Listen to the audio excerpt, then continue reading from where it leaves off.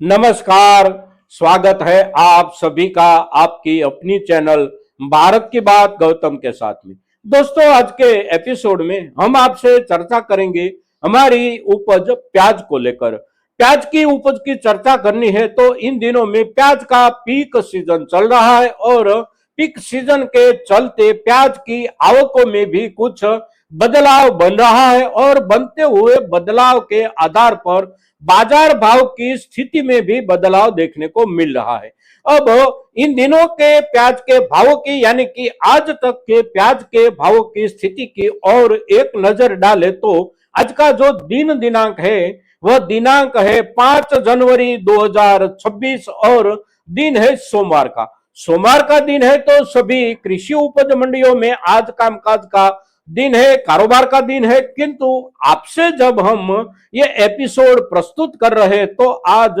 पहली सुबह के 8 बजे है, तो आज के तक की आज की बाजार स्थिति हमारे किसी के पास भी नहीं होती। तो जो चर्चा करनी है वर्तमान भावों की, तो वर्तमान भावों की चर्चा करने के लिए पिछले शनिवार की ओर जाना पड़ता है। किंतु बीच में एक रविवार का दिन जहां बाजार चलता है वह बाजार है हमारे राजस्थान के अलवर का बाजार। तो वहां पर प्याज की कल के दिन भी कारोबार की कामकाजी चली थी। तो कल के दिन भी बाजार चला और कल के दिन बाजार की स्थिति क्या रही, फिर परसों शनिवार के दिन हमारे प्रमुख बाजारों की स्थिति भावों को लेकर, भावों के लेवल को लेकर क्या रही। तो सबसे पहले मध्य प्रदेश के बाजारों की बात करें तो मध्य प्रदेश में बड़े बाजार जो माने जाते हैं जहां पर सबसे ज्यादा आवकें होती है प्याज की, वह बाजार है इंदौर हो, उज्जैन हो, नीमच हो, शाजापुर हो। ये सभी बाजारों में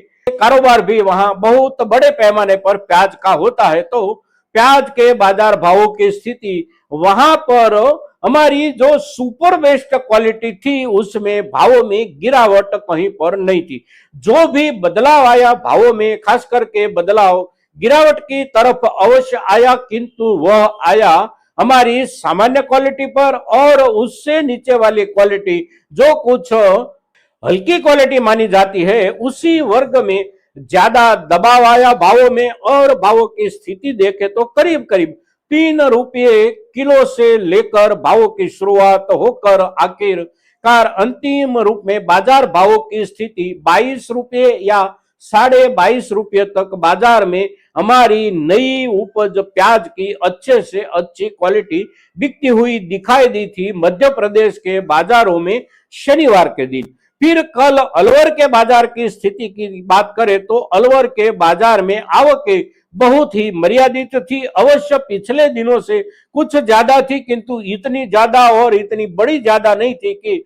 उसका असर सीधा सीधा भावों पर बढ़े और कुछ ज्यादा असर पड़े। तो वहां पर बाजार भाव की स्थिति पिछले दिनों के आधार पर ही बनी हुई थी और भावों की स्थिति और भावों का लेवल देखे तो वहां पर कल के दिन भी अच्छे से अच्छी बेस्ट और एक्स्ट्रा सुपर बेस्ट क्वालिटी प्रति क्विंटल 2500 रुपये तक भी बिकी हुई दिखाई दी थी। 1 लाख, 2 लाख और 3 लाख भी ऐसे बिके हुए दिखाई दिए थे। फिर उसके नीचे वाली प्याज की बात करें तो वहां पर इतनी ज्यादा हल्की वर्ग की प्याज नहीं आती। तो जो भी निचले वाला स्तर वहां पर भावों का बना था वह बना था करीब करीब 10 रुपये से शुरू होकर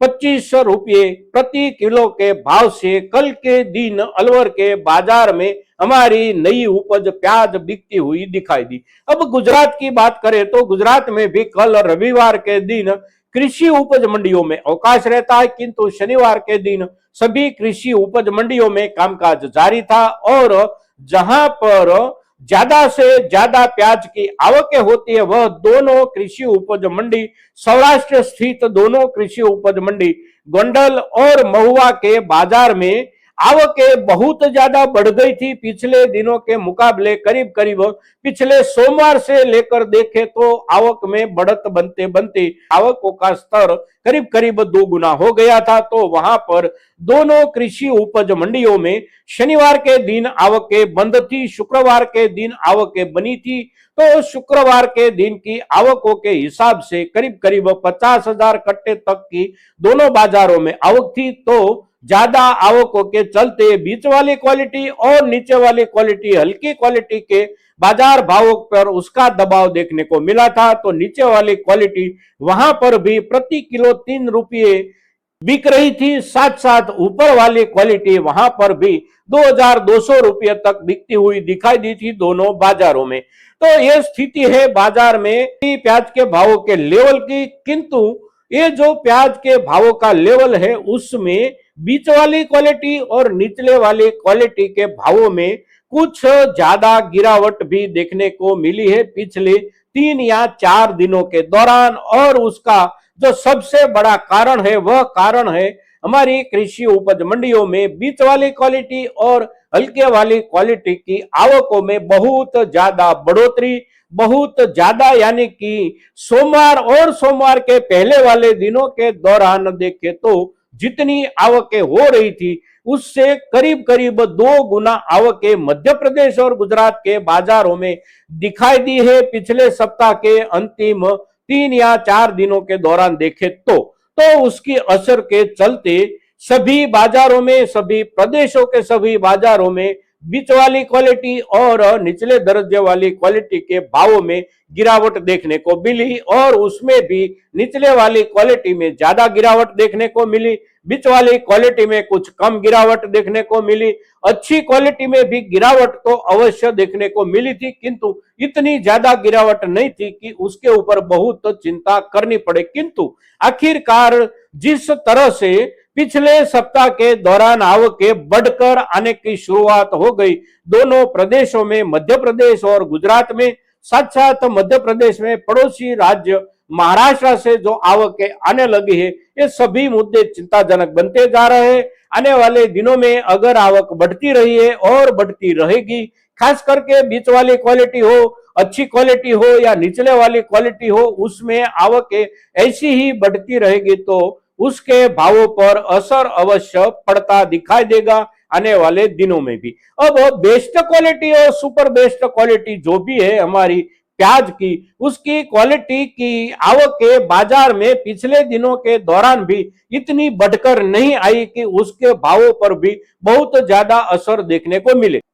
कुल मिलाकर देखें तो गुजरात हो या मध्य प्रदेश हो, किसी भी प्रदेश में अच्छे से अच्छी क्वालिटी और best quality, super best quality की प्याज की आवकें अभी भी ज्यादा नहीं बढ़ी है। जो भी आवकें आ रही है वह आवकें इतनी ही आ रही है कि उस क्वालिटी की बाजार को जितनी जरूरत है तो उसके भावों में कमी कटौती नहीं है। किंतु आने वाले दिनों में आवकें अगर बढ़ जाती है, निचले वाले दर्जे की भी बढ़ जाती है बहुत ज्यादा, बीच वाले दर्जे की भी बहुत ज्यादा बढ़ जाती है, फिर अच्छी क्वालिटी की भी बहुत ज्यादा आवकें बढ़ जाती है, तो उसके भावों में ज्यादा गिरावट के चलते आखिरकार बेस्ट क्वालिटी या सुपर बेस्ट क्वालिटी के भावों पर आवकें नहीं बढ़ने के बावजूद भी कुछ ना कुछ असर अवश्य पड़ सकता है। किंतु अब आने वाले समय में आवकें बढ़ सकती है या नहीं बढ़ सकती, उसका अंदाजा किसानों के तौर पर कोई भी बाजार में नहीं लगा सकता, क्योंकि हमारे किसान भाइयों ने इस वर्ष में